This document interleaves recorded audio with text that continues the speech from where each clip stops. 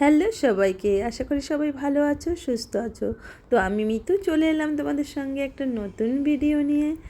এটা only for music লাভারদের জন্য। Musical instrument তোমরা কে কে বানাতে চাও, চলে এসো আমার এখানে। অনেকে ভাবছো কত দাম পড়ে যাবে, অনেক মেহঙ্গা হবে।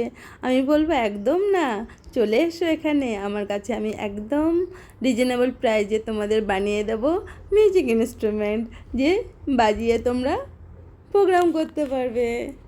তো সকলেরই প্রশ্ন, কি কি বানানো হয়? সব ইনস্ট্রুমেন্টই এখানে পাওয়া যায়, তুমি যেটা বলবে সেটাই বানিয়ে দেওয়া হবে। তো এই মিউজিক ইনস্ট্রুমেন্ট বানানোর জন্য মিউজিক ইন্ডাস্ট্রি থেকে সবাই আমার সঙ্গে কন্ট্যাক্ট করতে পারো।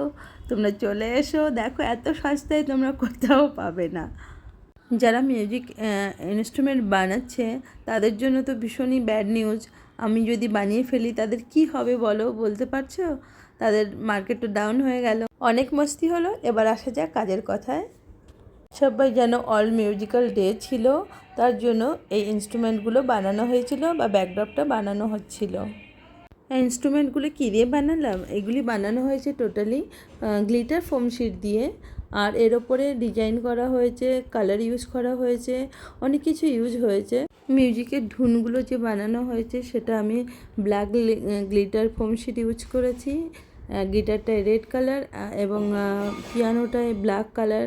যারা আর্টকে ভালোবাসো তারা অবশ্যই বুঝতে পারছো যে কী করে কাজটা করা হচ্ছে, এবং তাদের জন্য আমি বলবো তোমরা মন দিয়ে নিজের কাজ করো, দেখবে সব কিছু ভালোই হবে।